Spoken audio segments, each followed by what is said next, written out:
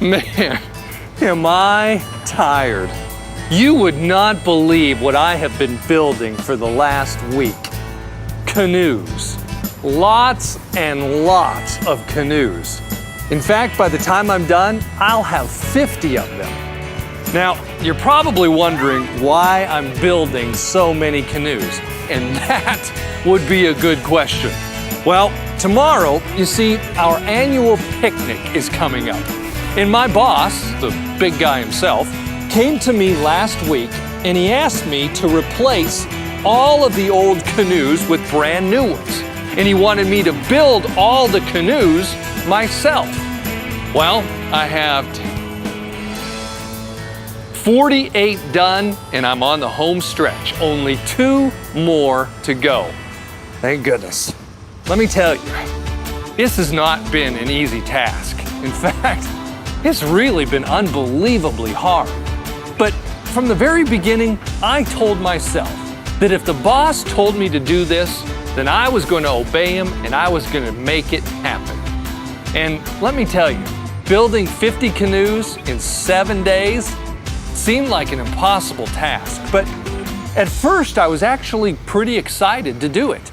I mean, the thought of all of those families out on the lake, sunning themselves, fishing, rowing around, and just relaxing, brought a smile to my face. And I actually couldn't wait to get started. So I dove right in.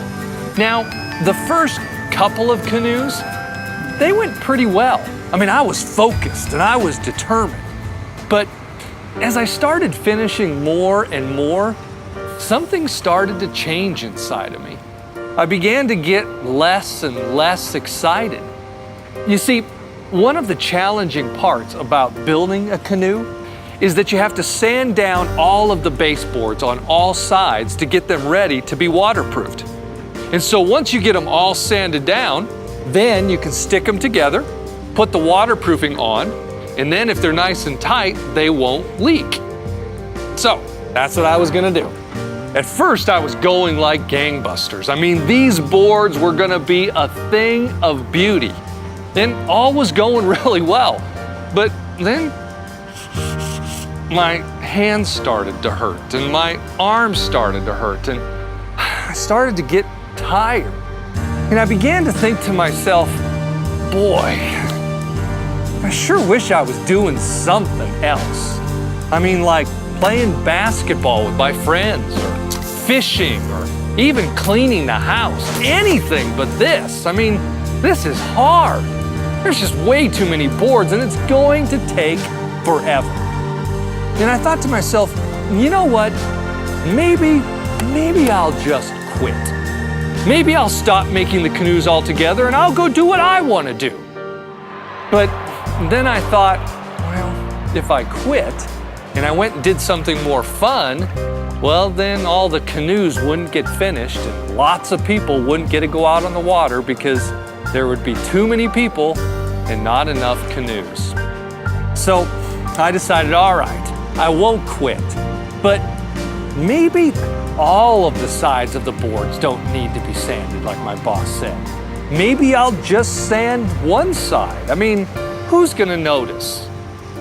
But then I thought, oh man, what would happen if I didn't sand the boards and the people got out in the canoes and they started to leak? I mean, all the people that would be sitting in them out in the water would eventually end up swimming to shore. You know, as I was sitting there thinking all of these thoughts, I made up my mind right then and right there that I was not going to disobey my boss. I was going to do what he asked me to do, and I was going to finish this project even if I got tired or bored or sad that I wasn't having more fun. Well, and now that I'm almost done, I am really glad that I stuck it out. The picnic is tomorrow, the sun is supposed to shine, and it is going to be a beautiful day. You know, obedience, it's a tricky thing. Sometimes obeying is easy. If someone in authority tells you to do something that you want to do, well, it's easy to follow through.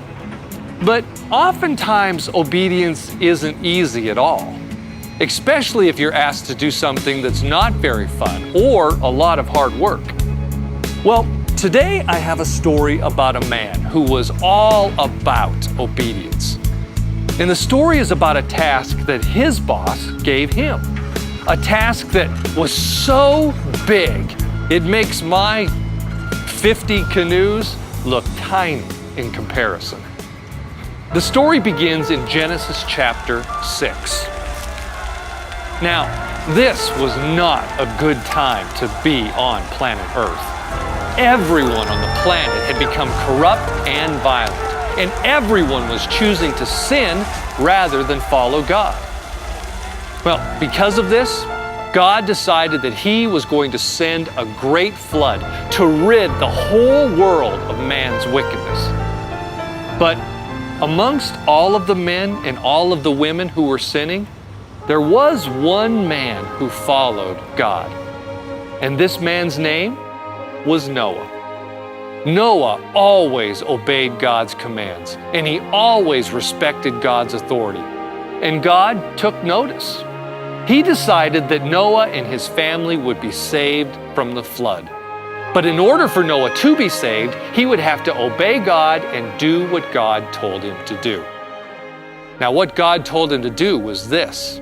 God asked Noah to build an ark, which is a really large boat. And by large boat, I mean large boat. The ark, this boat, measured 450 feet long, 70 feet wide, and 45 feet high. This thing was longer than a football field and as tall as a 4-story building. Now, you might think this seems a little big for just Noah and his family, and if you're thinking that, you're right. But you see, Noah's family wouldn't be the only passengers aboard the ark. God told Noah to bring 2 of every kind of animal, male and female, to travel on the ark with him so that they could be saved from the flood as well. Noah was also to bring enough provisions to feed and care for the animals while they were on the boat. And do you know what Noah did? Noah obeyed God's every instruction, and he worked on the boat for over 100 years. I wonder if Noah ever had thoughts of quitting like I did. Well, we'll never know, because even if he did, he didn't let those thoughts stop him. He obeyed his boss, and he did everything exactly as he was told. Well, after 100 years, Noah finished the ark, and he loaded all the animals aboard just like God told him to. And then the flood began.